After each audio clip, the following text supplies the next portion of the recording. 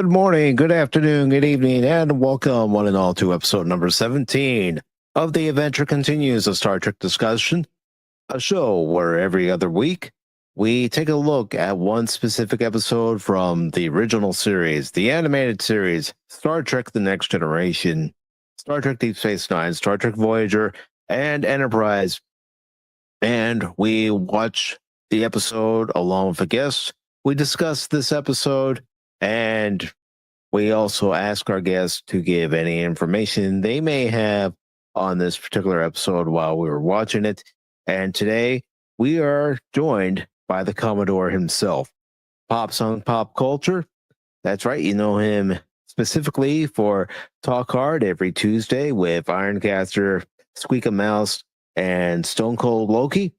And you can also catch his What's Your Story every Saturday with a new upload, and of course a few other things that I will allow our guests to discuss with everybody about what he does on his channel. But for this particular episode, we are talking about a great episode from season 1 of the original series, and that episode is The Balance of Terror. And with this episode, it is also the first appearance of Mark Leonard on Star Trek, who would later on portray Sarek, Spock's father. So it's going to be interesting to find out what Pops has to say. And we also have another guest, Commander Orman Tag, will be joining us as well to talk about Balance of Terror. And you know what? Why am I keeping them waiting on the starbase when I can just beam them both aboard? So, ladies and gentlemen, please welcome Pops and Baron Orman Tag.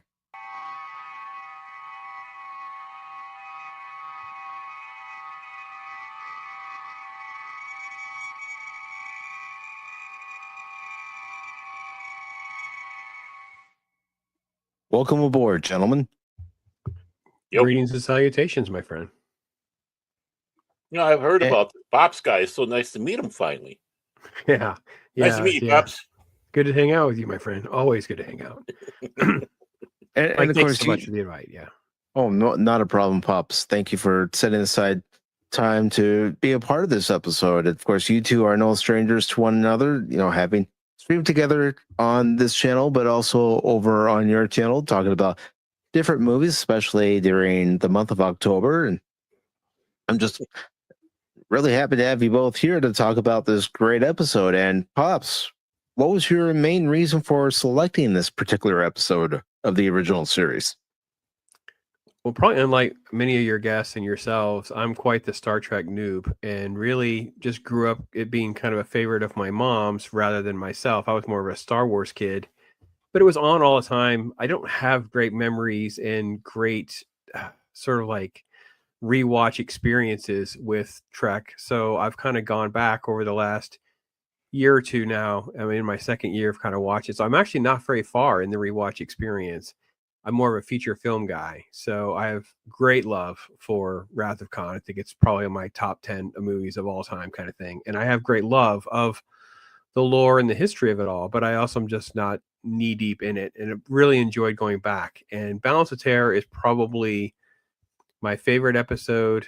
Not, I wouldn't say by a lot, but a fair margin. And I think it's because it feels in line with my feature film love. I get a little bit of Romulans. I get a little bit of that Mark Leonard feel. So it makes the universe feels more grand, even though I know he's not playing Sarek. I know that it just feels like the gravitas and stuff is there of the Trek that I know and love so much. And it's the one I've really enjoyed rewatching, even since I did my original rewatch video. And I was glad, of all the ones to pick, this was probably there's probably maybe 3 that I was going to choose from. This is definitely the one. Yep, this is definitely a classic episode, and it certainly has that submarine warfare aspect to it. And, you know, you'll see it as the episode goes along. I'll make sure that future Mike, or present Mike in this case, plays the episode for you. And of course, I don't want to ignore our other guest here tonight, and that's Baron Orman Tag. And Baron. Well, first, Pops said he had had two choices. He was trying to decide. I was rooting for the other one, the alternate factor, because I wanted them to suffer, just like he's made me suffer. Some of those have been his picks. For those of you at home are familiar with some of the bad movies, by the way, he throws so many bad suggestions my way. So yeah, alternate factor was the other one up for discussion because it was like probably my least favorite to date. I'm sure there may be others that are worse, but for me, that was probably my least favorite original series episode to date. Full Off Rewatch. Yeah, I only saw that once. I mean, I've been meaning to go back. I haven't quite done yet, but one of these days I will. But Balance of Terror.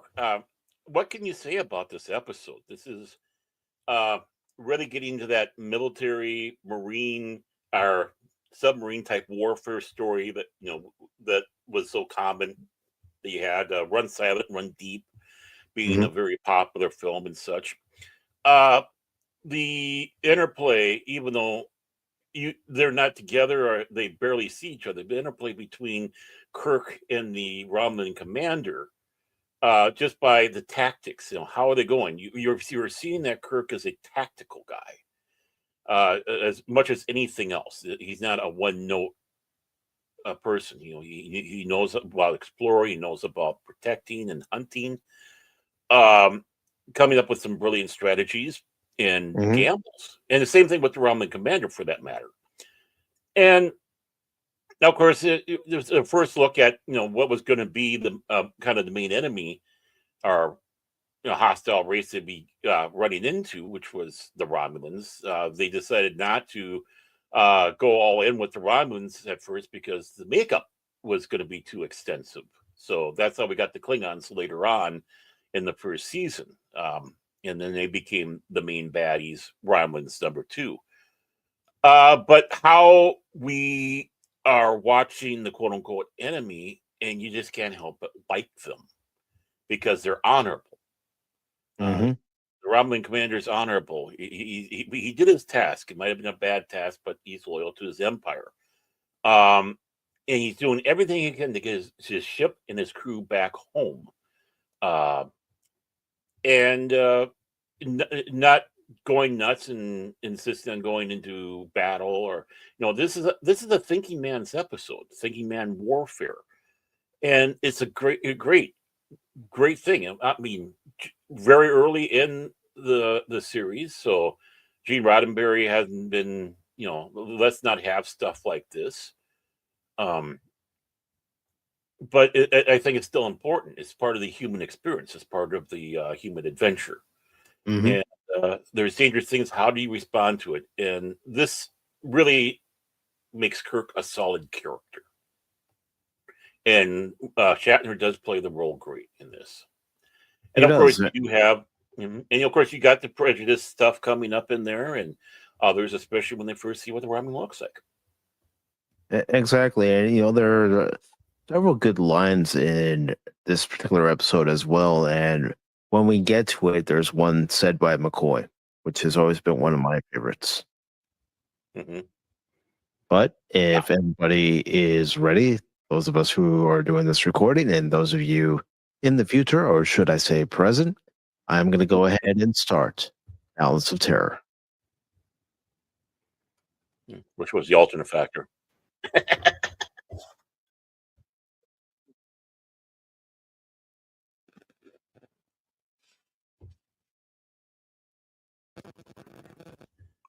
This is the first time we get the first and only time we see the chapel. Yep. Yep. The only time we see the chapel. It's a novel idea for science fiction back in the day. Yeah, it was. No, even if Roddenberry was a rabid atheist, he was a humanist.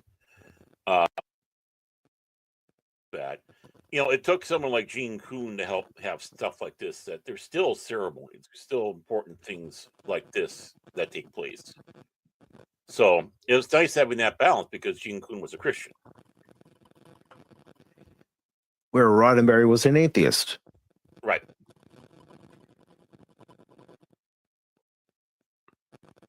And look who the father of the bride is. Montgomery Scott. You can call me Scotty. Mhm. I always forget how they light their faces the way they do. Is so unique for the show. Mm-hmm. Mhm. Like the focus onto the eyes because, well, window to the souls.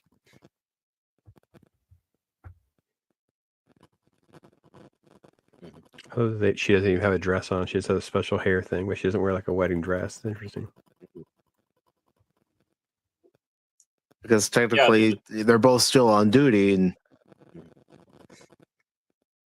I mean, they didn't even have the dress uniforms at that time. So no.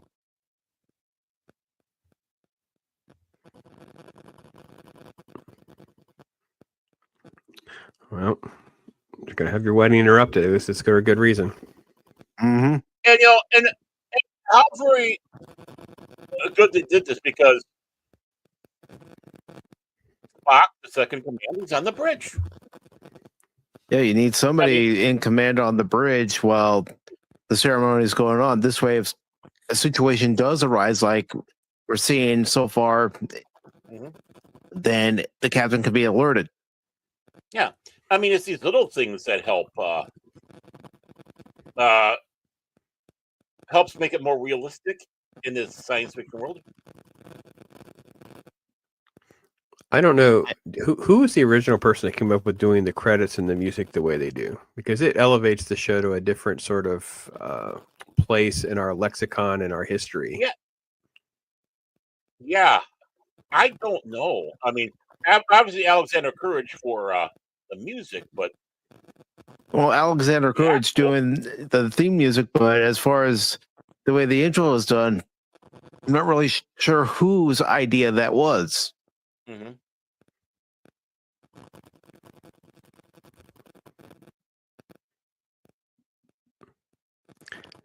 Yeah, the Romulus and Remus Rome references start right from the gate. Mm-hmm. Awesome. Yeah, I mean, obviously the inspiration for the Romulan Empire. Well, it's like even the ranking system, Centurion, and Mhm. being one of them.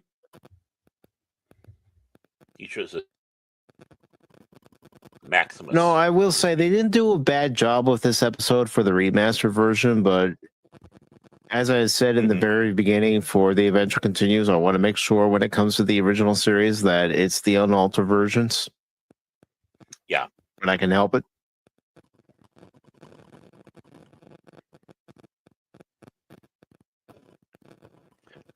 I say it all the time. I watch my episodes. I love myself some Nichelle Nichols. Yeah. What a beautiful lady. Mhm. Oh, love her so much. Absolutely beautiful Yes. lady. Classy. Love that star map too. Yeah. Very effective.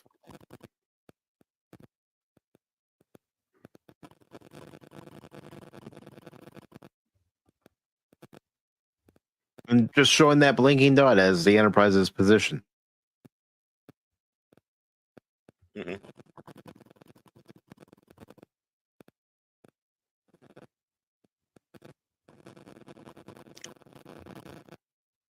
I think this helped Nicholas Myers a bit with Star Trek too. You know, when they're watching these episodes, because Mhm.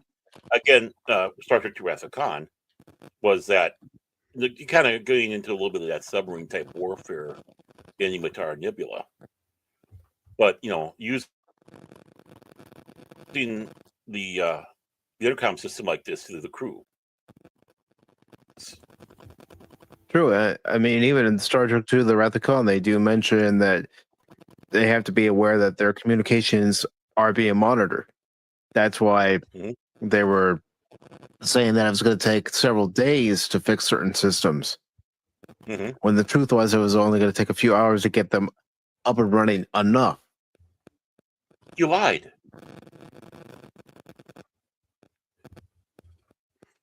I love how he does the exposition to try to catch everybody up on what the Federation's, information is about the Romulans, because they're so mysterious. Very engaging way to bring in the audience. And you've got to give Star Trek Enterprise credit for making sure that Archer and crew never saw what the Romulans looked like. Right.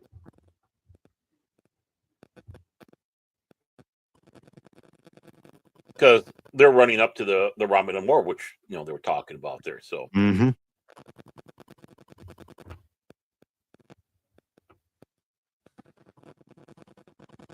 now, of the current Star Trek series, they did try to do their own balanced terror, but it didn't come across, at least in my opinion, very well.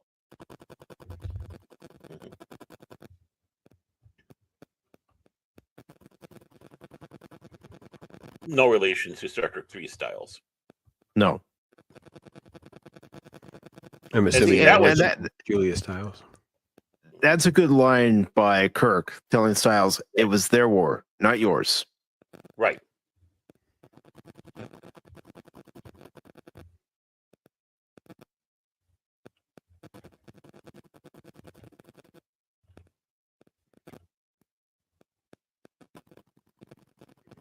Yeah, and of course, there.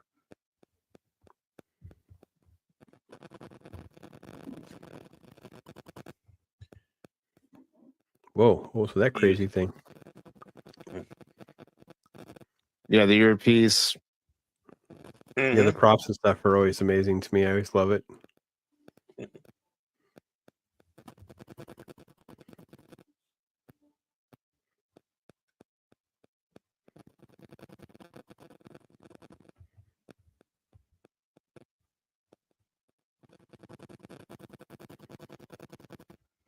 Yeah, you can see this is not gung ho into battle. It's like it's like very apprehensive.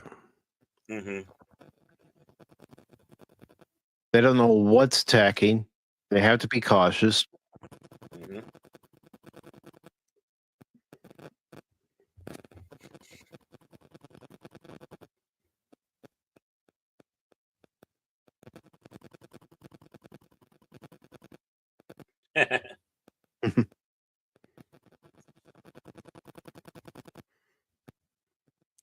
Ooh. Yep. Yeah. Yeah. Off duty, he's in charge. On duty, he's in charge.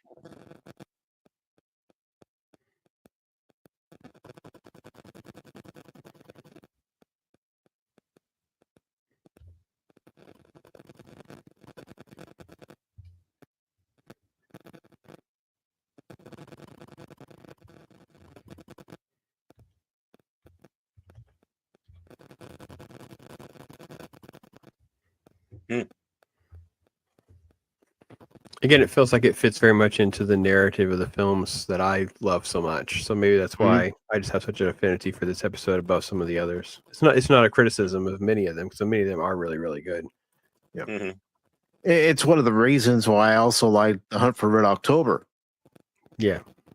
Yeah.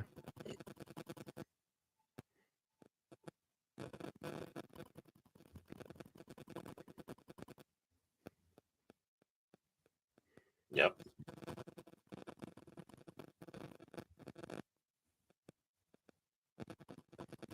I love the use of just random cameras and visuals that just happen in space.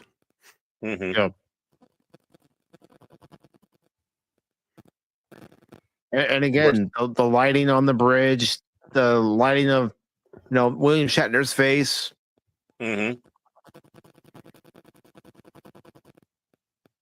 It lets us know who to focus on.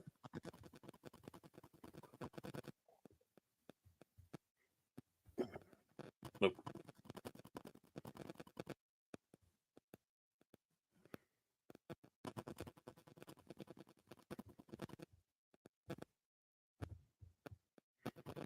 Wearing kind of a mix of the second pilot uniform and D's current, because he's got the black collar. Mm-hmm. And of course, the different logo. Yeah, because that's a thing that the original series had compared to the Next Generation and onward, was that each ship had its own emblem, each starbase had its own emblem, and these outposts have their own emblems. Epsilon 9, Star Trek the Motion Picture.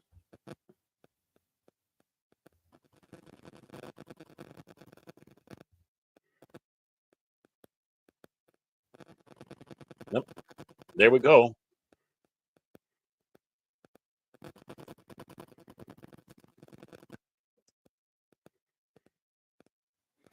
But, oh, it disappeared.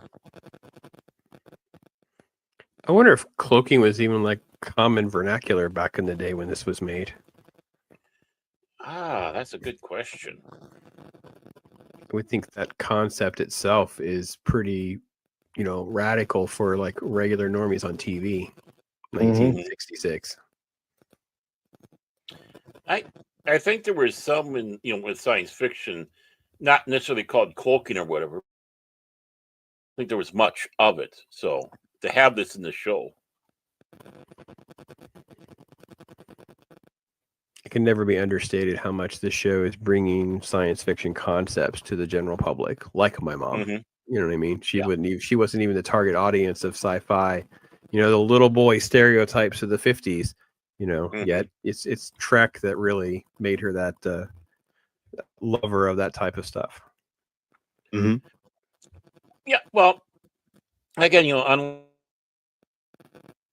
a lot of the science fiction that was being aired, the Space Family Robinson, also known as Lost in Space. I mean, when you see the early episodes, they're pretty good science fiction. Then they start going into the silly garbage. The first pilot is actually pretty dang amazing, where you don't have Dr. Smith. But a lot of the science fiction, that's how it was treated as, except for things like, Twilight Zone, Outer Limits. But those were anthology series. Even Voyager to the Bottom of the Sea got silly. But Star Trek was one that tried to maintain that serious, strong science fiction show. I mean, some of the science is loosey goosey, but hey, it's a TV show. They're doing a darn good job. I like Spock's explanation. Invisibility is possible if we could just bend light. It's a fair assessment for sci-fi back in the day, for sure. It is. Also, another thing that I think is good of them to mention in this episode was that using the cloaking device does drain power. Yep. Immense power. Now, I don't remember now how many episodes. Is Styles around very long? I don't remember him being around more than like an episode or two, right? Who? This Styles? guy? Yeah. Styles is I think this is his only appearance, wasn't it? Yeah, that I don't recall seeing him in any other episodes. Okay. I thought he was in at least one other episode. Maybe I was wrong.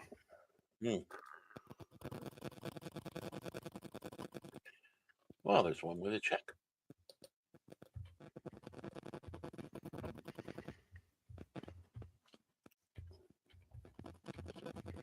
And this is where we get our first glimpse. Yeah, this is the bump moment, right? Yep. And of course, the actor's name is Paul Comey, who plays Dial. You got to swing the camera around on Shatner. Move that mirror light.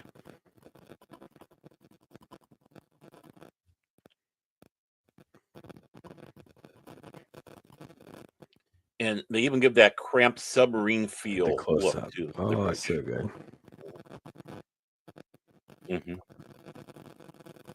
So fast.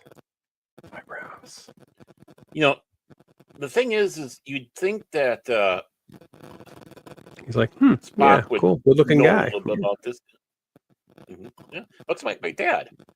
Oh, that's right. I better send a father take card. I better ride home. Yeah, and this was the only episode of Star Trek he did. He did a Yeah, I couple just of double checked that myself. Yeah.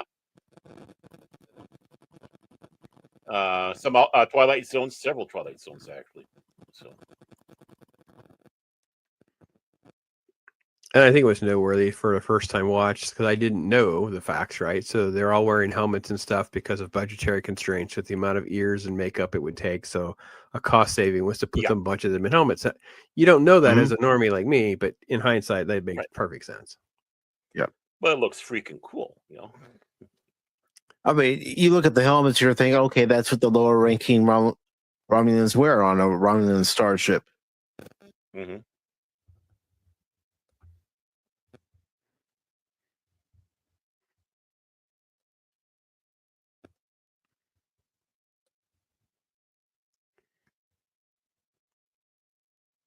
There we go. Good point by Kirk.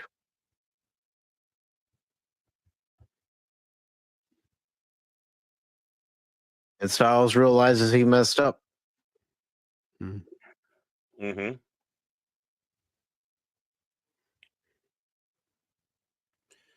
Now, of course, the guy who designed the bird of prey, Ma Wing, actually his full name Ma Wing Cheng, he was born in Hawaii, but he, of course, designed the bird of prey. There, boom. He also designed the laser pistol for the cage after Justman was not happy with what they had. So he also worked on the tricorder and the communicator props. So this was not his only foray. Basically, he also helped fabricate a bunch of tribbles, and that was his last work with the show. Okay. And there's a story that after they filmed this episode, they gave him back the bird of prey. They didn't pay him. Now, this is a story. I don't know how true the story is, but this is one of the stories out there. Take it for what it is. And he was so upset he destroyed the model in his backyard, and was 2.5 foot wide. So, if that's the true story, that'd be just that'd be devastating, because that's a piece of television history that lost forever. But to be honest, how did they know back then? It's like, they it's did amazing. Yeah, it's like, okay, this is a show, it's gonna be done, and yeah, so many things ended up in the dumpster. There really wasn't that type of collecting and type of just fandom was just not like that. You know what I mean? Mm-hmm. And the sad thing is with fandom how it is, the studios still haven't gotten it fully through their head that they could put these things out there. I mean, you had the big Star Trek one, but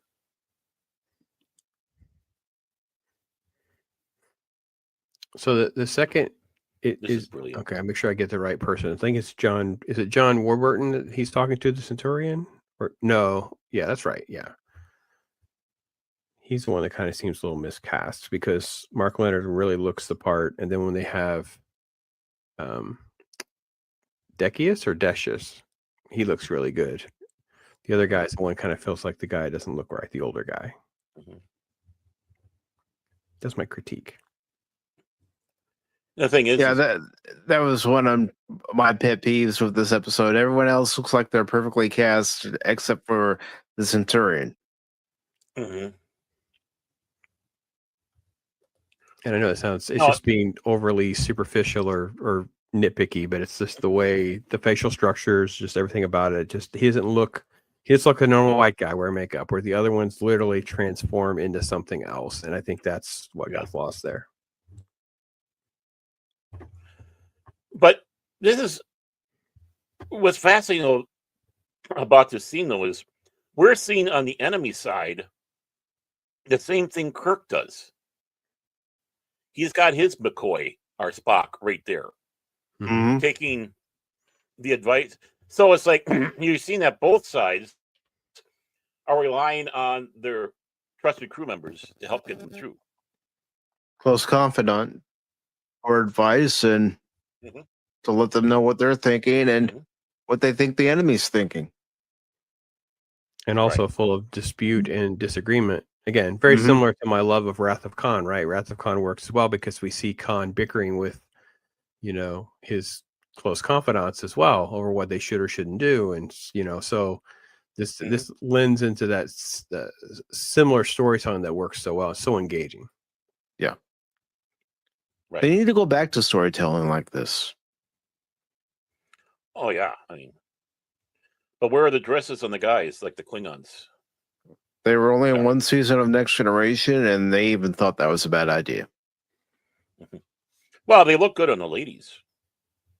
Well, yes, they look good on the ladies, but not on the guys. No. Well, and that's just it. They haven't seen episodes like this. I mean, really seen them. It's seeing the new crew members take over those spots.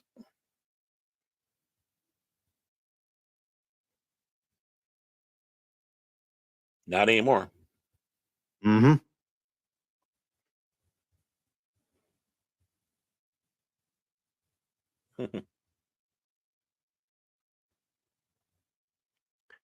Kind of note two was also interesting. Again, the noob in me, we're noticing that it seems like McCoy is in long sleeve and short sleeve. He's constantly changing up.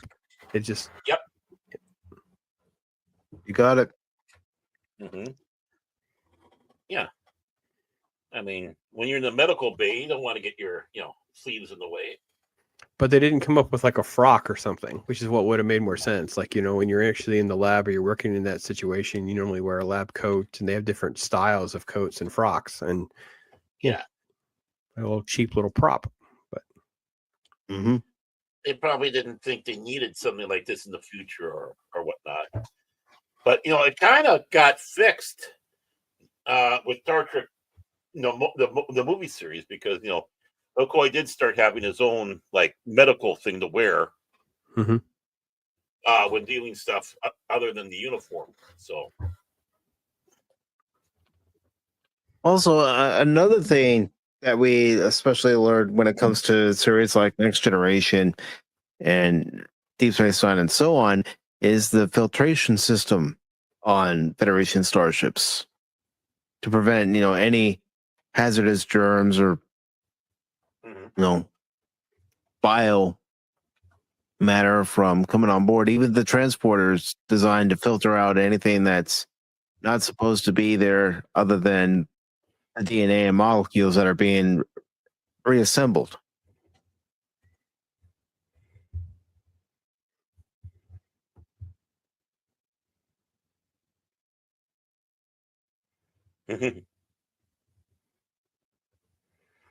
think about it. This is a flip on the typical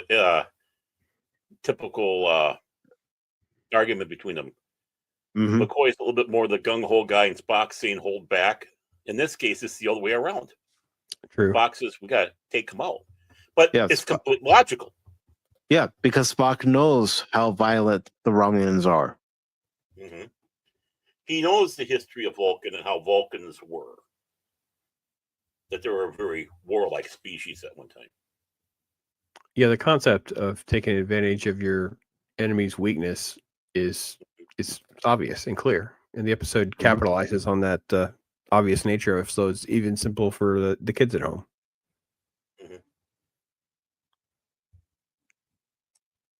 I've mentioned many times I started watching the original series when I was 7 years old. And yes, it was Tomorrow's Yesterday that made me realize I was a fan, but it was episodes like this that I was interested in. And of course, 40 years old when he started understanding what Star Trek was. I'm kidding.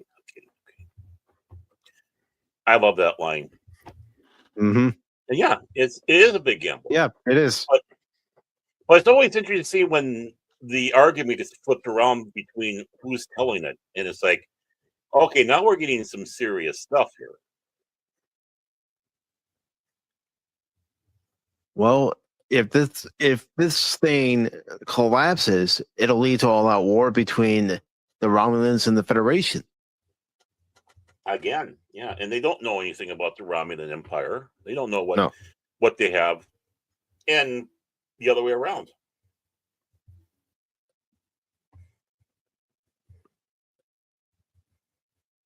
And I will admit, even though there's been a lot of stuff that, obviously had come out, I think once you get into Search for Spock, you get into the Genesis trilogy with the Klingons, it plays really well for us as normies to not, like, you have total freedom to spoon feed us what we need to know. You know what I mean? It's like it's not like they're constrained.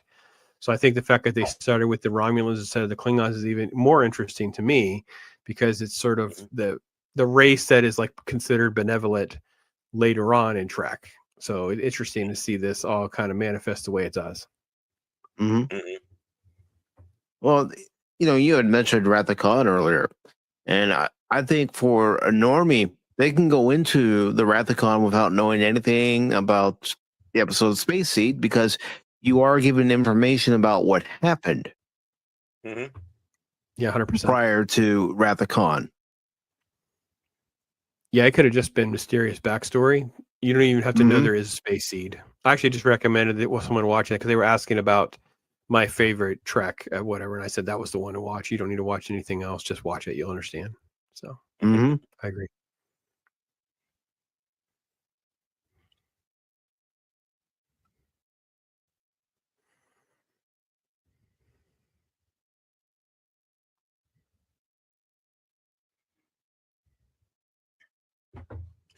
Yeah, unlike Khan though, this is a 3D battle where Khan, as they said, was 2D. Yeah, that's interesting.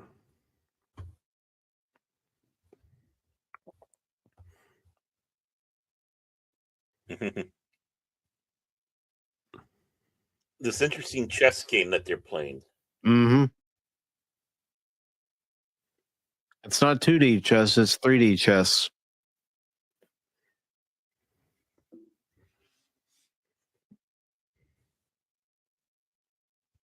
And boom, they're photon torpedoes because they're still figuring out what to do with the show.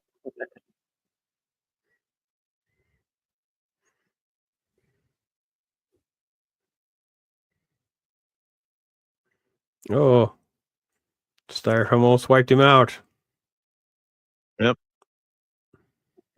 But Baron, even though it definitely looked like photon torpedoes, I always try to think, okay, this is one of the earlier episodes of the original series, but that could also be the phasers at their highest yield. Yep. Yeah, that's one of the things also on that. I mean, we saw the phaser cannons, and we keep on going back to Star Trek 2. Notice that the phaser cannons the Reliant has, and it's like, well, what if you decided that, yeah, they overloaded the circuits, so it must have been on annihilation mode.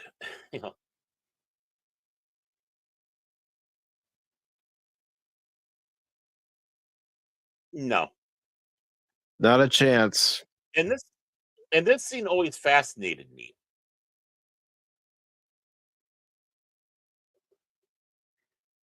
Oh, and when I was younger, I always thought that they were going backwards at warp. Mm-hmm.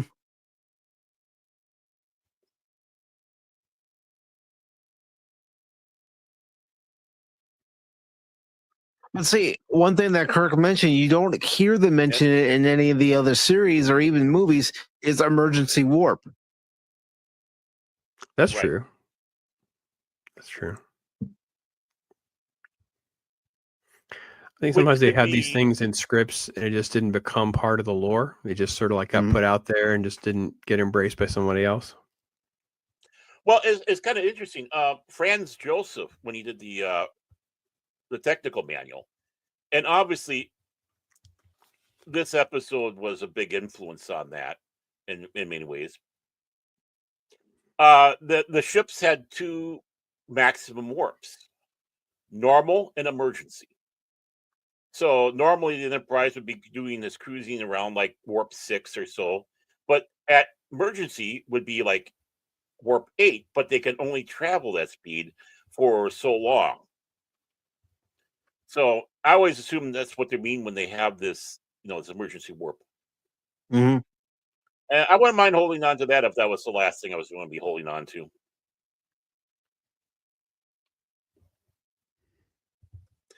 He was done dirty with the show.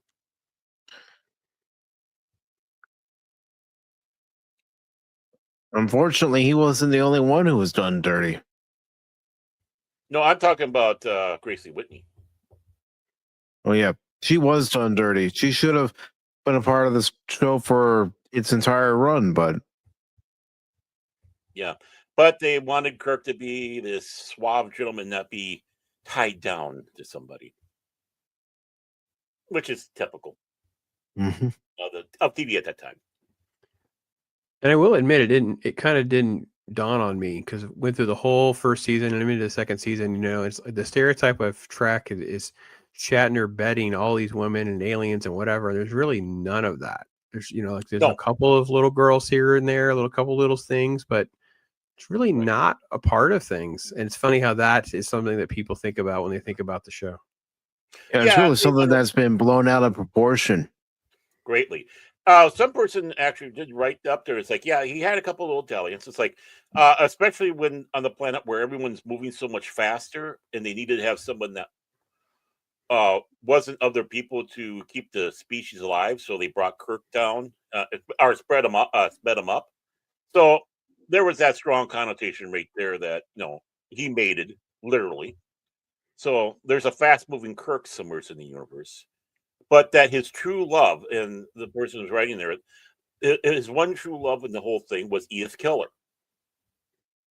And, you know, that was the thing. And, you know, if you take a look at it, yeah, that might appear that maybe he did something with this lady or not, but it was never fully ever clear if he did that or not. So, but it's one of those things again, you know, beam me up, Scotty. It's part of the mythology, you know, the folklore. Just a couple of things. How much that the Decius actor, I'm sorry, I say his name right, Decius, Lawrence Montag, I don't know. Yeah. Anyway, looks like Adam Driver. Just a lot. Yeah. Like a lot. Oh, especially with the ears. Yeah. And then I love the dot. dot. We don't see it. Yeah. Of course, we don't see it in the episode because he's wearing a helmet. Yeah. I love the shot when Leonard Nimoy leans right in and, you know, Spock's right up against Lieutenant Stiles, who's like prejudiced at, you know, calling, you know, it's so great. The awkwardness of that scene, that shot is brilliantly done. Great job. Yeah. It's not about making things comfortable.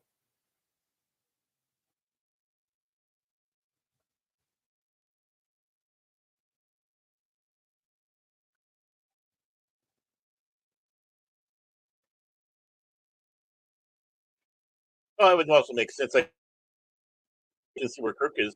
Hey, you came into our yard. We're going into your yard.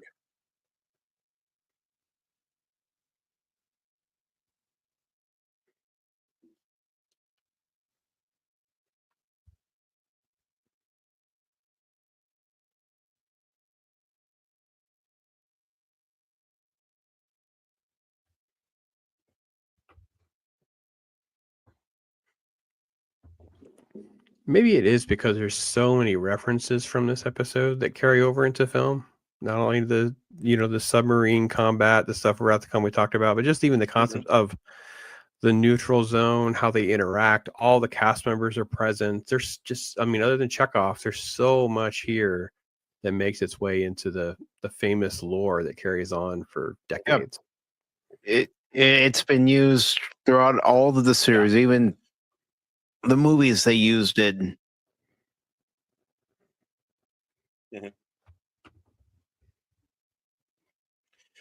I mean, I think this is one of the most important episodes of Star Trek out there that was filmed, and I think that gets lost on people. Yeah, it gets onto a favorite list, but on the important list, this no, you could feel this episode affecting again into the motion picture era. Yeah.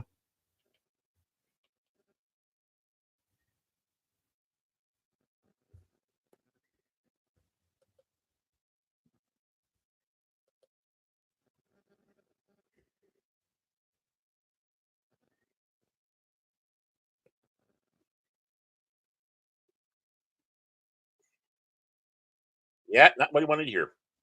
No.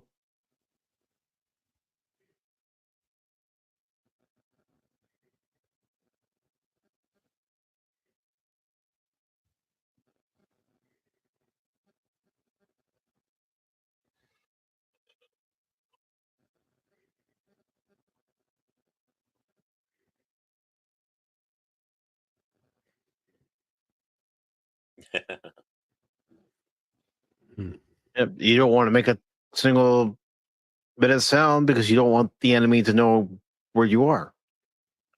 Yeah. Which they had in the submarine warfare. In this case, you don't want an energy signature or a radio signature.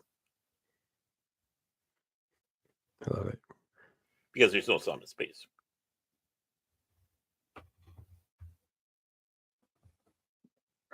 There may be no sound, but there is energy readings that the sensors would pick up. Yep. Energy, radio, yeah. Running on batteries, which is what they'd be doing. Mm-hmm. And if you take a look at the Enterprise, notice that the bustards, they're not on. No, they're not. Yeah.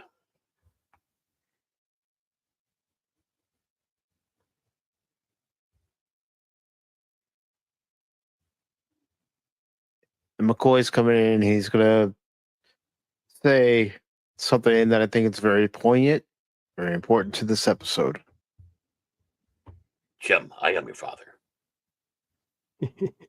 Damn it, Jim.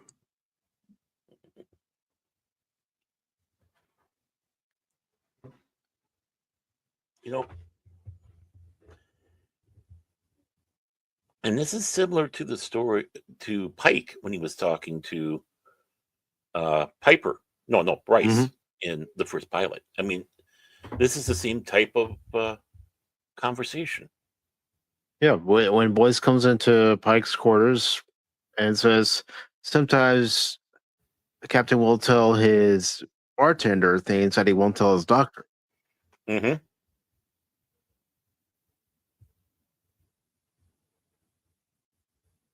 Here it is.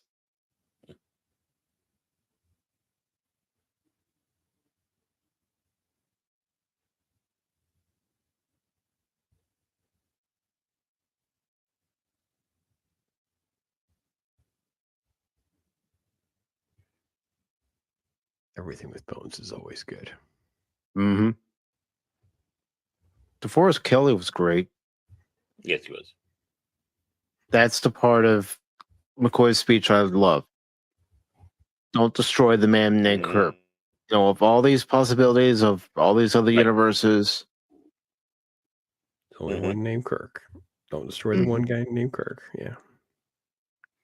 And see, it's brilliant. It helps shoot down that insignificant. You're insignificant thing that they say.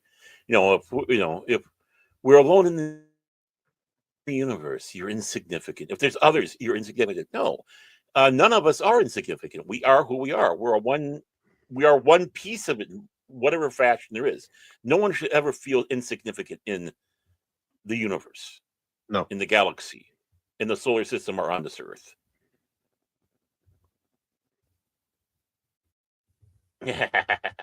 Does it cost them a lot of energy to be using their phasers the way they are? The feds or the Romulans? No, not the Romulans. The Enterprise. It all depends on what level you're using. Right. Yep. If you're using it at a higher level, of course, you're going to drain the phaser batteries. And of course, waiting for them to recharge, and of course, what you're doing with the warp engine, which helps recharge it. Right. Mm-hmm. See, that's the one great thing about the tabletop battle game that came out in the 70s. Mm-hmm. Which, of course, needless to say, this helped inspire it. Franz Joseph helped inspire it, and that was Starfleet battles, where in the game you had to make sure you get things properly allocated, things like that, and know the weaknesses and strengths of your weapons, your ship, your shields, all that, your speed, how fast you're able to go. So again, if you use more phasers power on it, it would take longer for the batteries to recharge. You had to wait so many turns before you could use your phasers again. And they did a couple computer versions of that game too. Mm-hmm. Not Starfleet. Was Starfleet Command or something? I can't remember, but yeah, there was Starfleet Command. There were 3 of them. Mm-hmm. When they hit the nuke and the nuke goes off, and Nichelle Nichols literally gets to roll across the back wall It's so great. Mhm. Yeah. It's just glorious. Oh, it's just yeah. I'm gonna dance over this way. Yeah. It's awesome. Where in the modern shows they would have been rocking in their cameras, in their chairs, and the camera would have been shaking. And dropping rocks. Yeah. I don't know where they get rocks on board these starships, but there always seems to be rocks dropping on them in these new shows. Maybe the computer replicates them. Ah.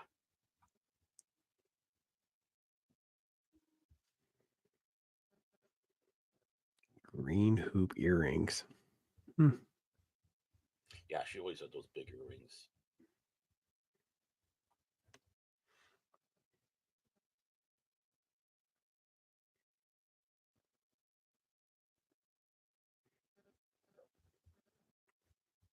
Again, the cat and mouse stuff just doesn't get old. I just can watch this over and over again. This is an episode you can watch over and over and never get tired of. Mm-hmm. And I think that's what helps, again, going back to Star Trek 2. Because just like with Star Trek 2, with this particular episode, you could watch it multiple times and pick up on something that you didn't pick up on the previous time. Mm-hmm. And Uhura takes the spot at the helm. Mm-hmm. The only thing we never saw her do in the original series, at least, was take the captain's chair. She did in the animated series, but Yep. not in the original.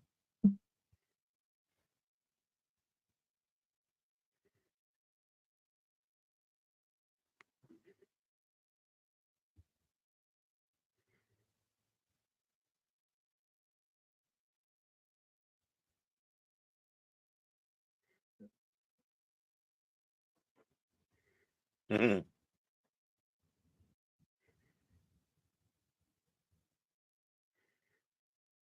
And I could be Like you weren't wrong, but I supposed don't to think enter? you hear about in the Romulan Praetor until Nemesis. Yeah. Because we never really had much with the Romulans, and even we'll have to think about the unification. Maybe they used it in that, being that they were on Romulus. I don't recall them even mentioning the Praetor in Unification Part 1 or 2. Yeah.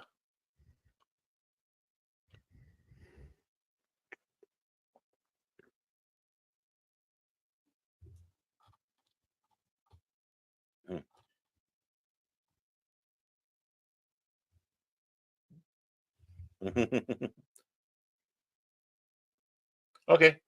Whatever. Don't expect me to drag you out of there when it fills up with Yep. gas.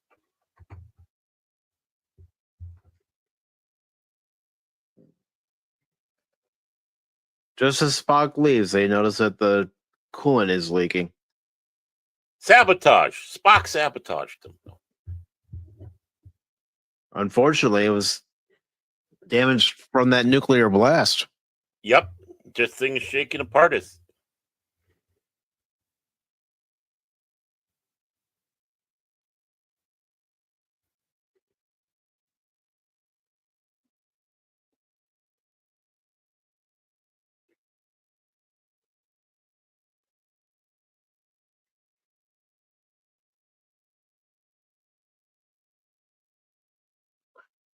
Luckily, Spock wasn't that far away. Yep.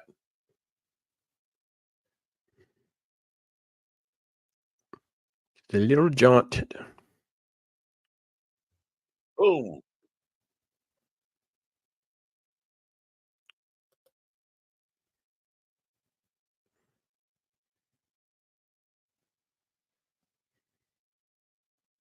I mean, and look at that, with back then, making the ship look dead in space like that. They still put effort into shooting the models back then. Yeah. May not be what we're accustomed to after Star Wars, but they did their best. Well, yeah, I mean, a weekly series and tight schedules and stuff like that.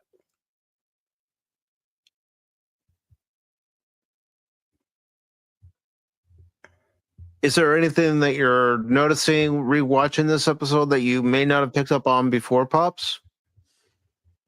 I think the biggest thing is I may not have shown enough appreciation for the lighting. Again, I'm always trying to be astute to the fact that the way they light and really create a dramatic effect for, this, let's face it, low budget sci-fi of the 60s, but they make it feel so intense and so serious, which is really quite an achievement that isn't really accomplished in most of the other stuff in their contemporaries, especially because it's in color and when it was made. So yeah, I think that's the biggest thing. Watching it again, it's like you feel intense, you feel that, and I'm not sure I emphasized that on the first watch when I discussed this, but yeah, it really exceeds the expectations. You're going along with these characters. you You also are love on it. the edge of your seat. Mark Leonard is just truly magnificent. I mean, I can't say enough about the whole, what's the you and I are a kind and different reality. I could have called you friend. It's like, goodness. Yeah. Brilliant. And Kirk's reaction to all that is no, yeah, or whatever. It's just like, honored enemies having that one and deep respect.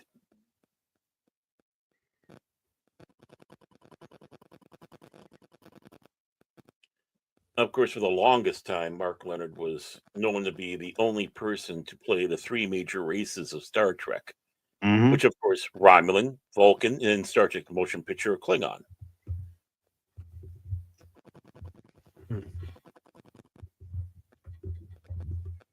We called him the GOAT back then. Well, we didn't call him the GOAT, but because we didn't have that phrase. But if we did, he was our GOAT. Yeah.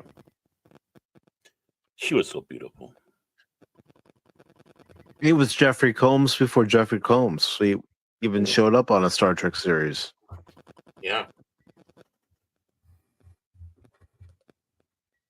The one who plays Martok too, and he played a Vulcan Klingon. A couple Klingons. J.G. Hertzler. Thank you. I had a mental block on his name.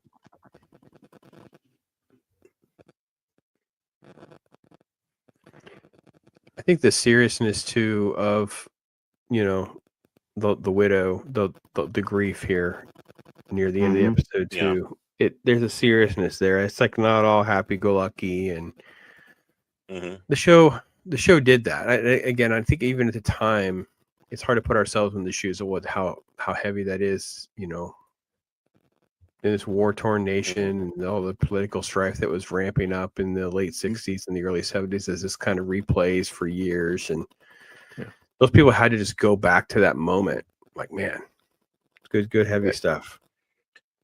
And the folks that worked on the original series, they were veterans of World War II. Yeah. Well, Roddenberry was a B-17 pilot. I'm sure if we start going, of course, Jimmy Doohan being an observation pilot, or not, but being on D-Day.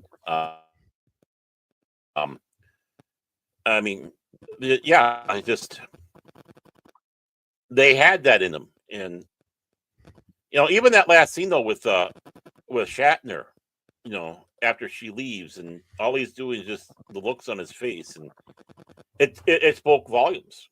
You didn't need anything said. What that look did more than necessary. And unfortunately, a lot of that lighting that you talk about, Pops, unfortunately, it starts going away as the show goes along. Sadly, because again, emphasizes kind of what the important thing is in many ways was the eyes. But we saw that in some of the films we saw where they were a little bit older and how they focus on there. And of course, Mike, when we saw Dracula and how again the lighting was on those eyes, trying to get us focusing on that because what emotions, what acting you can do with eyes. Yeah. Well, even in the Wolfman, you saw it. Yeah. Oh, yeah. Yeah, definitely in the Wolfman. Yes. So yeah, those early really Universal those early Universal films are carrying over that effect from the silent era, and they were just really leaning into that. And it really is interesting to watch those as they transition in. By the time you get to Bride of Frankenstein, you're looking at like a completely different style almost. Like there's just everything about it is just filmed differently, and yet it's also still so engaging and engulfs you into their universe. So yeah, Trek's great. And yeah, you're right about that end where it's just Kirk walking towards the camera. I mean, he's just literally being like the alpha at that age, at that time. He's got his chest out, it's just him, center stage. Just he's full of all this emotion that he's had to carry on the weight of his shoulders. And it's great. It's greatly put together. I like that. And he does have his his bartender, McCoy. But like I said earlier too, it's so great to see the Romulan commander having his. And you start finding out what's good about it. It shows that our enemies are not necessarily all that different than us. It might be a different political system, but deep down we're all, living, breathing, our blood. Well, in Star Trek it's different, but here on Earth, our blood all bleeds the same color, and we have aspiration, our family we care about, and our nation we care about, things like that. It just that last line about perhaps we could have been friends if things were different. And what a great anti-war statement! What a great anti-war statement this entire episode is, without it hitting you over the head with a hammer. Yeah, similarly, like just the way you mentioned it briefly, but just to even hit that nail again, it's just, dealing with the topic of race and something that's so divisive at the time. Obviously, the network censors are going to be watching all of your steps, make sure you don't get out of line and offend anybody. Mm-hmm. So you're doing it all in a very cloak and dagger sort of way. You're kind of hitting all of the beats. And then when you have Spock save him and he has this little spiel about it, it's like, oh, Mr. Cock. You can just get over yourselves, everybody. How about everybody just be nice humans, and we'll go from there. You know what I mean? So, yes, that is something about Trek that I get that's part of the allure, is that stuff's all interwoven in there because these scripts are so well done, and that's where the focus was, the storytelling, and because Star Wars is really a movie first, whatever else after, it's a completely different approach, and Trek spent the time to get a lot of that done.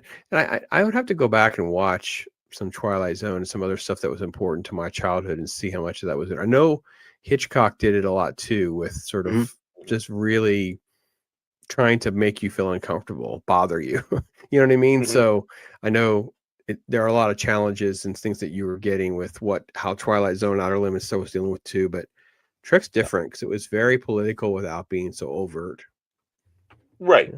Exactly. Unlike today, where they try to force feed you their thoughts and views on hot topics that are going on around the world, Star Trek was smart about it. And they've been smart about it during Gene Roddenberry's time and also Rick Berman's time by letting the audience decide, okay, was this a good move? I mean, in this episode, you could see that you want Kirk and crew to survive, because they're being attacked by an unknown vessel. They don't get to see that unknown vessel until later in the episode. But if they don't try to counteract the measures of the Romulan commander, they could be the ones who end up blown up in space.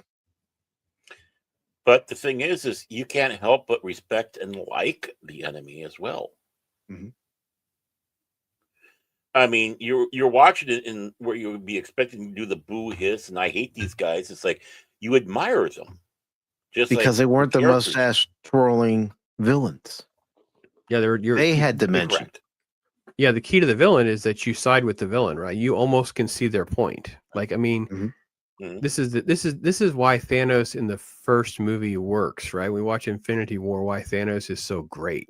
But then when you get to the second movie, it's retarded because you need a villain that you can kind of buy into. You need a villain you can kind of get. With the Romulans, they're more just antagonists rather than true villains. And you see, like you were saying earlier, they're sort of the bizarro world, other side of the coin to the Enterprise crew. So you see the way they consult, some of their intentions, the back and forth, the debate.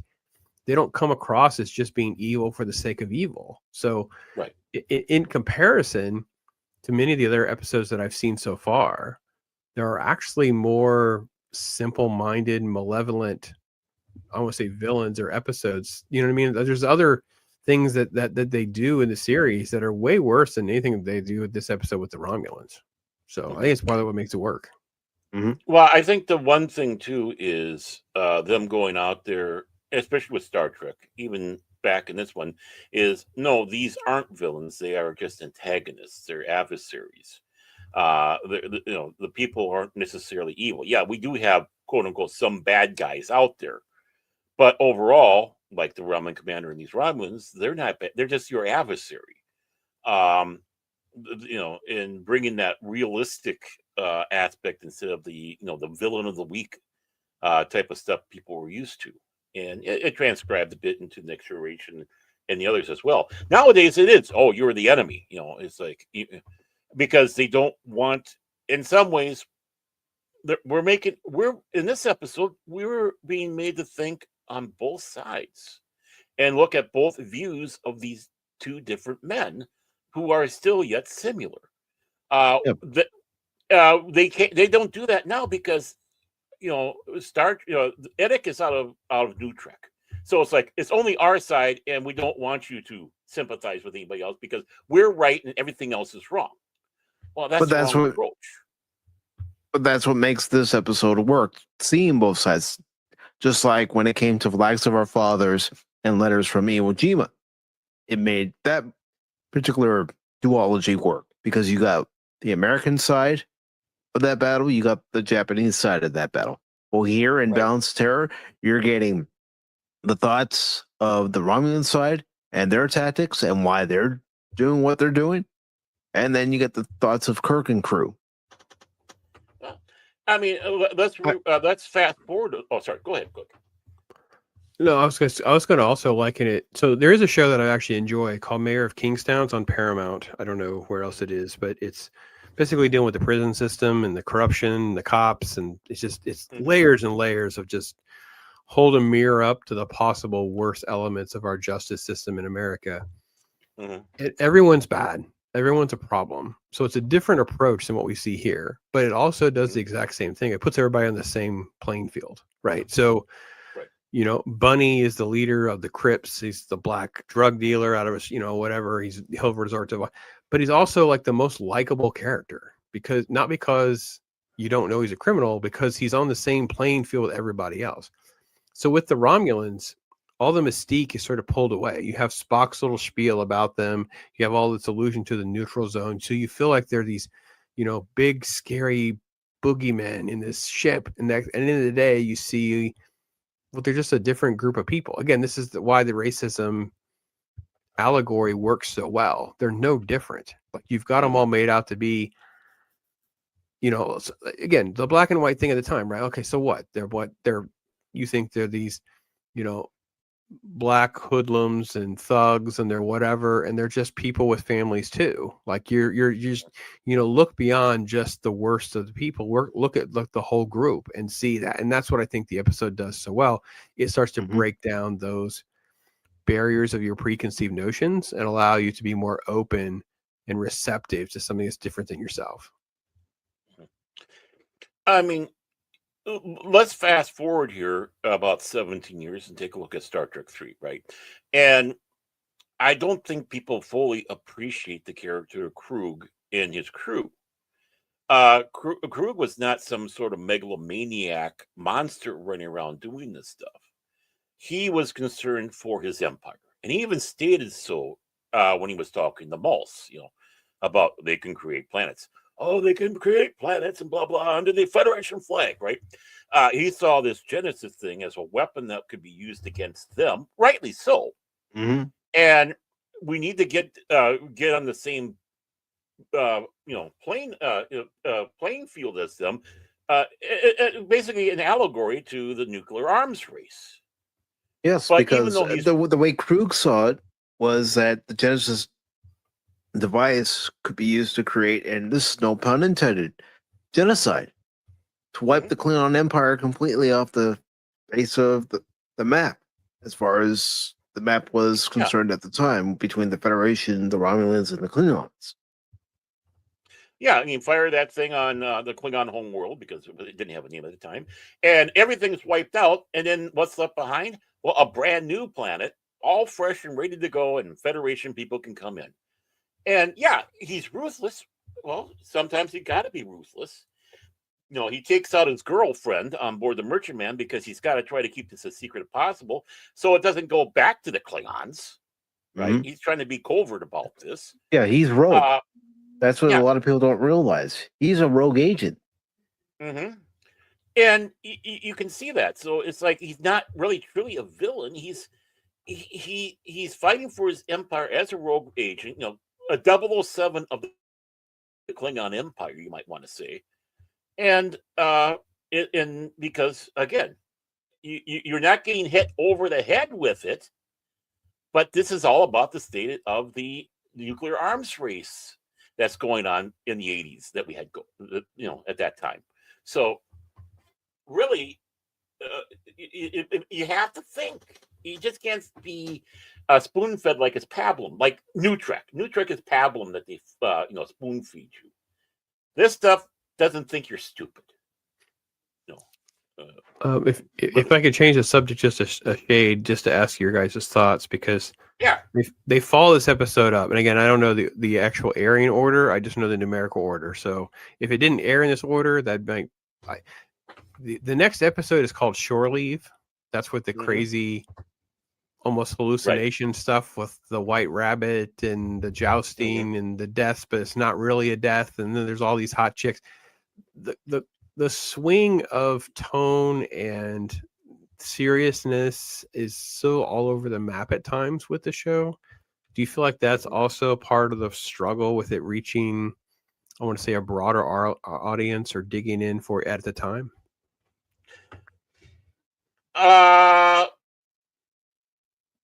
No, I don't think so, because a lot of shows, I mean, you had Twilight Zone where you had serious, something that was really serious, but then boom, you'd have a lighthearted episode. So I don't think that was the problem. And yeah, you're being absolutely right, because things were moved around in airing. Let's take a look. Of course, I'm trying to see if I can get a good one here. Balance of Terror. I'm bringing up the production order of the series right now. So production order versus airing are different things. I know that. So I may not have them in the right thing, but I know in concept of this. So which one came on after this one? It was Shore Leave. Yeah, that was okay. Yeah. It was the 17th produced. Balance of Terror was the 9th, but there were 14th and 15th episode. So wait a minute, that doesn't work. Production code 17, but you know what? Okay, you know what, Mike? This is the production order. This is the production order that I pulled up from IMDb of when the episodes were filmed, as opposed to when NBC decided to air the episodes. Yeah. Mm-hmm. So the Balance of Terror was the 9th episode of the entire series that was filmed. Mm-hmm. So maybe my presumption's not right, but I found I find something like Shore Leave to be so whimsical and goofy and silly that it's almost hard to believe it's the same. Not only the same show, it's like within a few weeks of airing together. I find that to be just almost jarring. So that was all I was trying to get at. Yeah. You know, so it was a Ted Sturgeon episode. Yeah. Yeah, if I was watching a show like this and it had such extreme, I actually have that happen from time to time. I'll watch the thing, I'm like, what is this episode here for? You know, and again, it's different now because now we have streaming and we have so many things where those put filler episodes in because we need 8 or we need 10 or we need whatever. But for them, it was trying to get anything and everything done to try to get to 20 something episodes and keep it moving in budget and stuff like that. So in hindsight, it's another. My point is also to contrast that, because it's another reason why I like Balance of Terror so much. it feels serious with stakes that I buy into and I believe. And when I watch an episode like Shore Leave, I'm like, wait, so no one's really dead. It's all goofy. It's an amusement park. It's a gag. It's like, all right, no, that's not fun. I didn't really like, So I think that's why Balance of Terror for me resonated so much. It feels those Romulans aren't coming back. There wasn't no gotcha. There wasn't no gimmick. It was like serious warfare stuff. A lot to learn, and we don't talk about it because it is TV and sci-fi stuff. But if you were to put yourself in reality, this would actually happen. Imagine how much PTSD you would have of going through that for the first time. This this girl lost her almost husband and all that. So there's a lot of heavy stuff that was happening in that episode. So a lot of credit for it. And if you try to look at it from NBC's perspective at the time, having an episode of Shore Leave air after a week after the Balance of Terror, well, you had a heavy episode with the Balance of Terror because you did have crew members who died, one that you're introduced to. So why not have a whimsical episode the next week to lighten the mood? Well, plus you're also in the area of this is their experimental phase, right? We already know that Lost in Space turned fully whimsical, but we already had the Naked Time, in which was even though you had the craziness, it was very serious because what was going on there could be would end them and such. But they're in that experiment. What can we do with this show, and which direction we can make with it? And of course, as things go along, it got more coherent. But this was all a blank page. It's like, no, okay, we caught the car. Now what do we do with it? Says one dog to the other. And Star Trek has those episodes where you have humor, a major part of it. Trouble with Tribbles, Mud. I mean, even Piece of the Action, but they still had some of those very serious overtones to it. Yes, and like you and I said about the Piece of the Action when we talked about that on this show, the humor was put in there at appropriate times. Right. As was Trouble with Tribbles, as was Mud. So I think really the Pleasure Planet episode, was really an experiment to see on that aspect. It really is kind of a odd duck out of the entire series when it comes to episodes like that, in my opinion, because it's like, okay, what's going on, and it's like the whole thing is a farce. Boom. No, nothing wrong with that, but I don't think Star Trek got for Star Trek. I think what really hurt Star Trek was starting out with the man trap. They started with the wrong episode, and that's NBC's fault.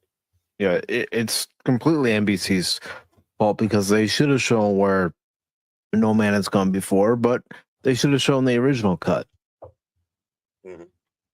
That original cut of Where No Man Has Gone Before is more impactful. Yeah. Told you.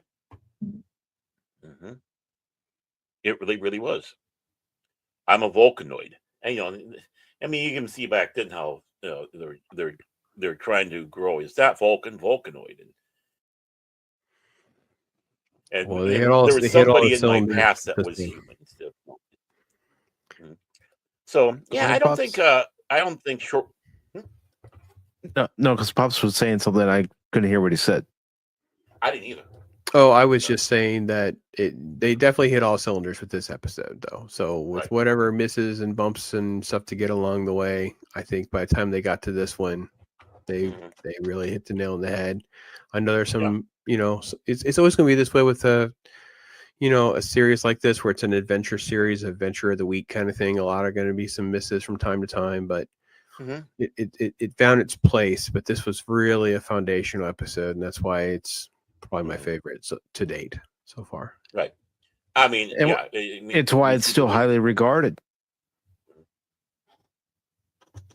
Go ahead, Baron. I'm sorry, I interrupted. No, I can't remember fully what I said, but I was agreeing with Pops. I know that much. I have no choice. It's in our contract. I have to agree with Pops. Even on other people's shows. I don't know how that works. Even other people's show. Yeah, he got a good lawyer for that one. He didn't have Fran Drescher. He had someone better.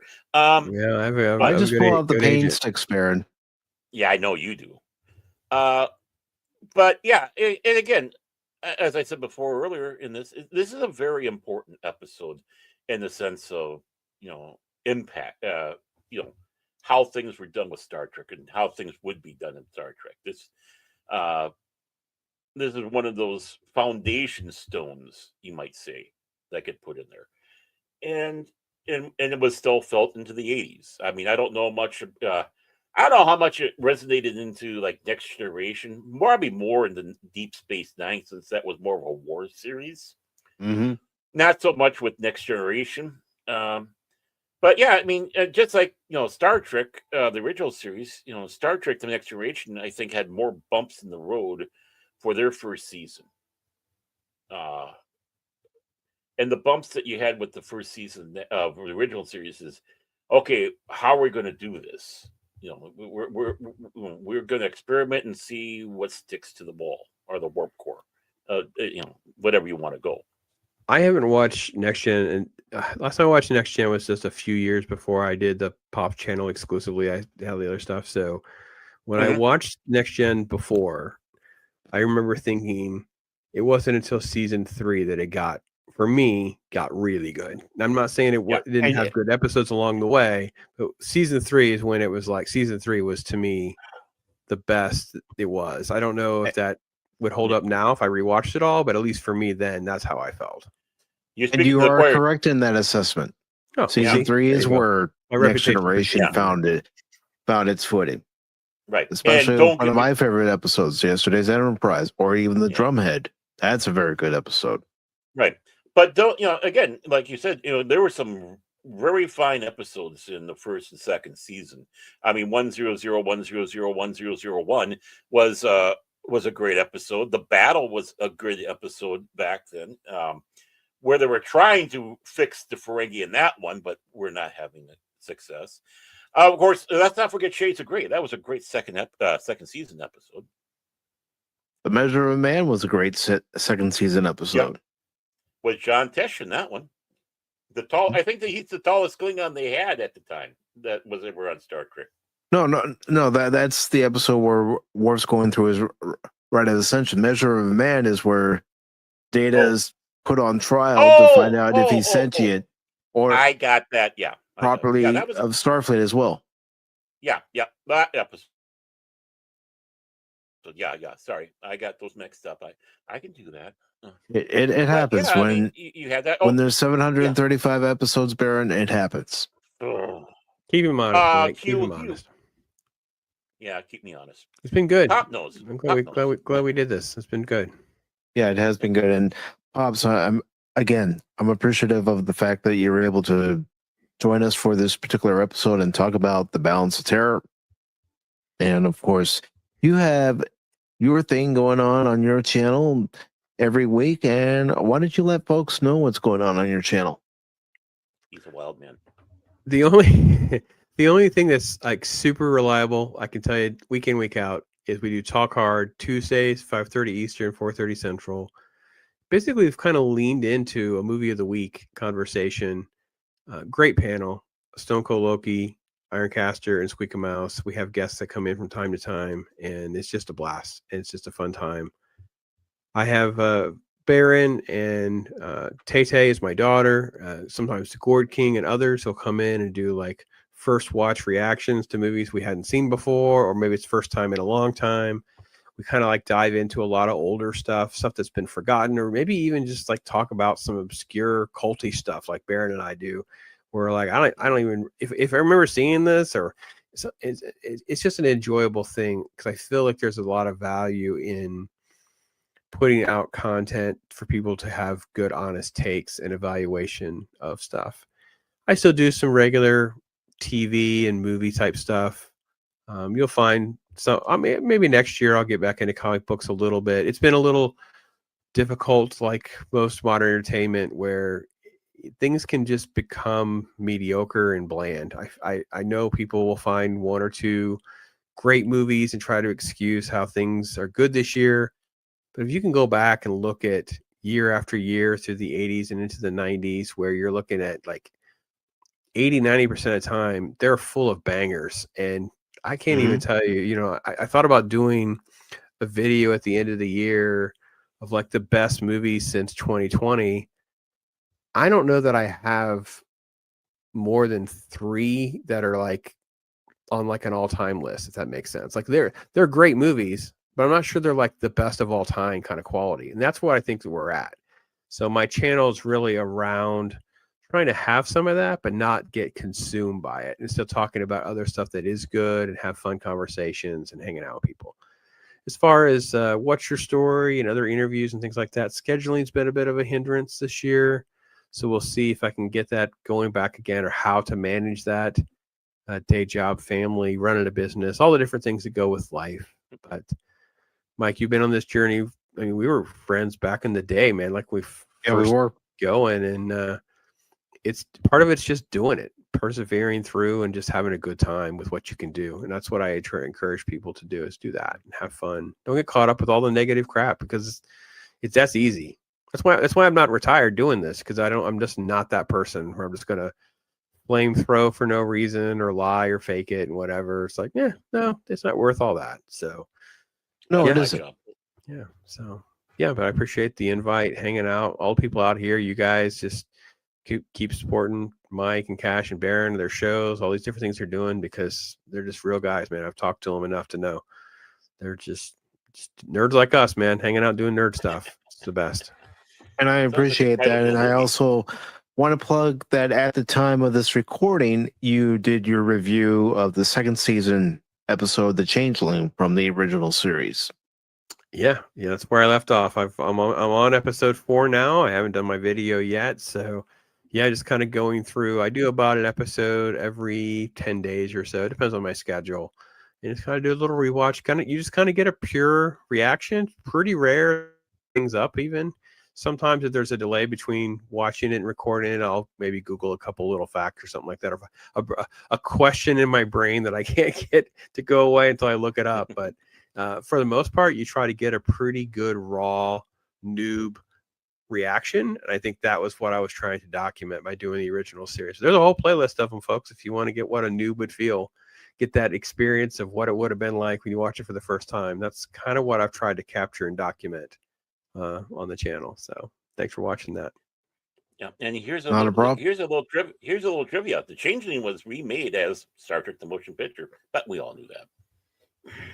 See, I didn't really know that was officially a remake. That was me going, wait, I feel like I actually, my video is me going, I feel pretty cheated right now, because I feel like you guys did this in season 1, and I feel like you did it in motion picture. So now I'm more ticked off than I was before. So that was actually, was not me not knowing. Baron's messaging me or telling me, yeah, it is, by the way, it is actually this. I'm like, oh, okay. I didn't look it up. I just know. So I don't think it was officially so, but it was it was supposed to be the first episode of the Star Trek Phase 2 series, but basically what it is a Changeling redone, except they just made it bigger. It's like a probe from Earth gets merged with another probe, and it can destroy planet. It's like, come on, Gene, that's the best you could. I think that was the one thing that hurt Star Trek: The Motion Picture the most, was the reuse of a previous. Oh, it's story. just I think it hurts. It's just too long and bland for a non-Star Trek person, to be honest. There's too much dead time of things that are not engaging for a non-Trek fan. Like it's too. I hate the word bland, but I can't think of a better word off the top of my head. It's just there's just nothing happening that's interesting to me right now. There's too much of that. Yeah. Well, they were trying to copy the feel of 2001, where sure. I as a critic, I can see some of the things they were trying to do, but for the normies and for the mass, it's like, okay, I tell you all the time, Baron, if I could just trim like 20 minutes out of this movie, I can fix this movie. If I can make this a 2-hour movie, I say those things all the time. Well, the director's cut and such like that, they did trim some stuff out. Yes. And made it Yeah. Yes, and by the time this particular episode of The Adventure Continues airs, we'll have watched and discussed Star Trek: The Motion Picture, the director's cut, the most Very recent director's cut. Yeah, and of course the big thing is them going through the cloud, which was probably the most tedious. The only thing that wasn't, and I'll always fight to this day, the scene where we first see the Enterprise from the space station to the dry dock. It was needed. After all those years, and we first see the Enterprise in her new glory. It's like, no, this is geek eye candy heaven. I don't have any This is problem with any of perfect. that. There's just other, Yeah. But we could talk. That would Yeah, there's a lot of others. Yeah, we can talk about it later, pops. Yeah, Yeah. but yeah, I know. I think we're in full agreement with that back and forth. I'm just saying that for others because other people sit back and think that was too long. It's like, do you even trek, dude? Do you even trek? You know, not track like Cash does, but trek. Yeah. But Baron, what do you have coming up on your channel, or where can people find you? Well, you can find me over at Baron Norman Tags Fandom Legacy. It's been kind of quiet over there, so I'm going to see what I put my finger in a hornet's nest and shake it around and see what type of things I can get and share with you people. Of course, I'm usually helping out Jace Fox at the 540 studio on Thursdays. Start time between 6 and 6:30 Central Standard Time. Why between 6 and 6:30? Because he's Norwegian. So please catch us there again Thursdays at between 6 and 6:30 at Jace Fox's 540 studio, The Beyond. And then whatever shenanigan comes away, especially with that gentleman up there who's got the doctor's outfit and has been telling me it's time for my prostate exam. No prostate exams on the old Pop channel. You must be talking about somebody else. We'll talk about movies. I don't do prostate exams. As a great line that was in the Flesh movie, oh, Doc, are you using a whole fist? Yeah. And to find Pop's links or Baron's links, look for them in the description. Mike of the future, or should I say the present, please let everybody know what will be coming up on the channel.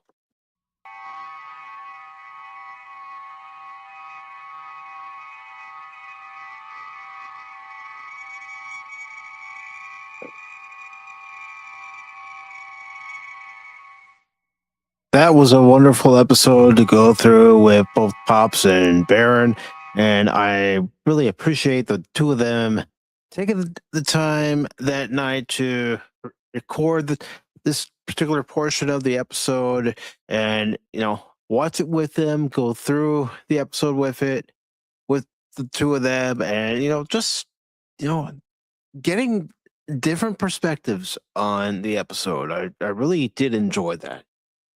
And I hope you all enjoyed it too. And of course, I do want to say, hello and good Saturday evening to DJ Ronnie G and also Lady Mist. I hope you both had a good time watching this particular episode. And thank you very much, Lady Mist, for getting Baron's links in there too. Sometimes the Stream Elements bot does its job, and then other times it doesn't. But one of the things I wanted to do, especially after that recorded session went through for tonight's episode, is one, do a follow up on something that we had mentioned a couple weeks ago when we watched Star Trek: The Motion Picture, the Director's Edition. And two, Pop said, send me something in the mail. A little bit after we had recorded that episode, it was a Christmas present, so I will be showing that to you all as well. And yes, this is me. This is me. This is the live me. This isn't recorded me. This isn't an AI version of me programmed to respond to all your questions and queries.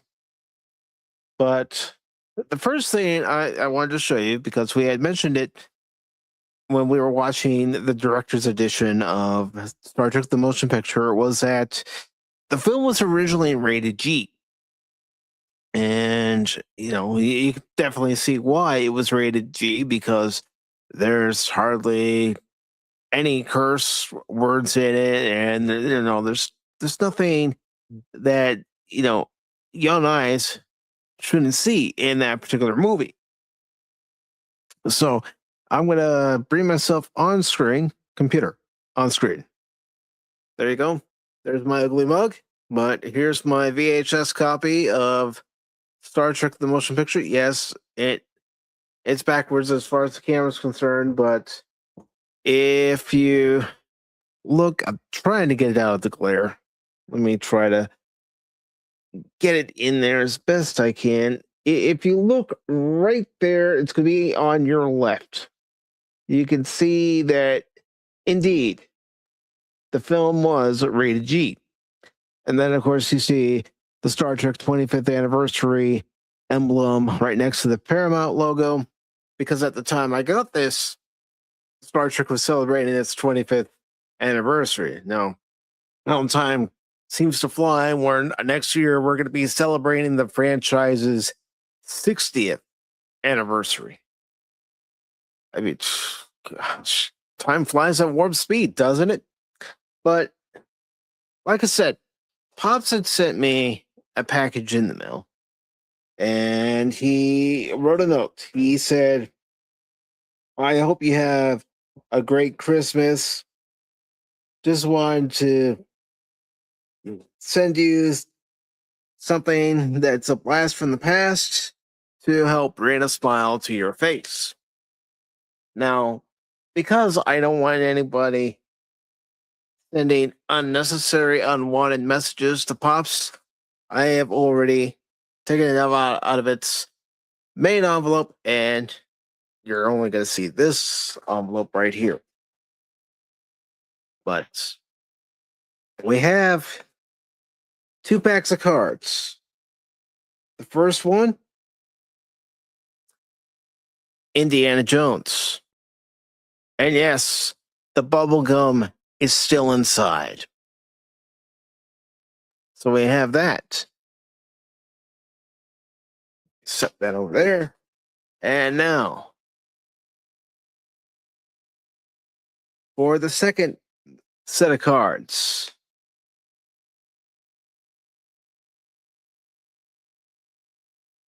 Batman.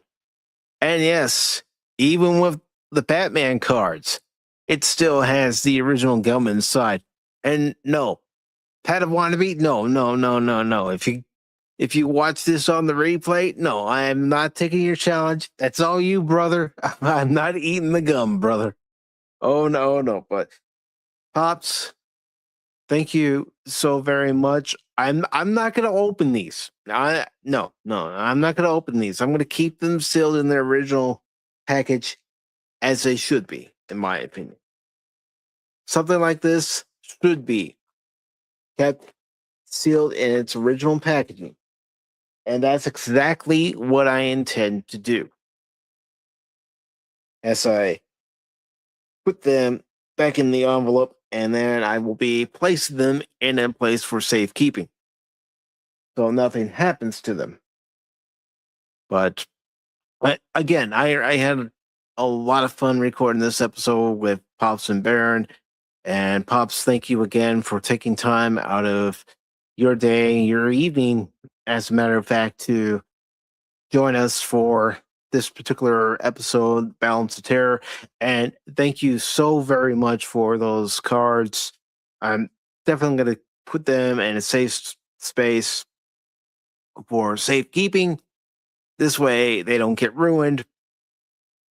And I hope you and yours have a Merry Christmas. Now, as far as what my past self in that recording said about what is coming up on the channel, as far as that's concerned, well, we got Sunday's Pop Talk coming up tomorrow at 1 p.m. Eastern Time, at least at the time this particular stream is ongoing. It's the December 21st edition of Pacific Forum 4 Pop Talk at 1 p.m. Eastern with Baron. Hopefully Cash will be there. I don't know if he has anything coming up. Maybe he's got to do some last minute Christmas shopping, what have you, but hopefully he'll be there. And also for any Stealth is Optional members, if you are listening, you do have a StreamYard link in the post section so you can join Baron, Cash, and myself tomorrow on Pop Talk, because one of the topics that we're going to be talking about for tomorrow is, of course, a Dracula theme park that's being proposed and possibly built in the country of Romania. We're also going to talk about Sony developing AI to add censorship to games. And we'll also be taking a look at an article where one of Paramount Skydance's shareholders is calling out Warner Brothers Discovery. And of course, we'll take a look at the weekend box office as well for Sunday's edition of Pacific Forum 4 Pop Talk at 1 p.m. Eastern. Now, Tuesday at 5 p.m. Eastern, I will be back again on both YouTube and Rumble. And I will be playing my second stream of Mafia, the Old Country. So we'll see if we can get a little further into the story, maybe rise a little bit higher in the ranks in that game as far as the echelon is concerned. And then on Wednesday at 5 p.m. Eastern, that's right, it's not going to be 6 p.m. Eastern like it is usually on a Wednesday. It's going to be at 5 p.m. Eastern for Christmas Eve.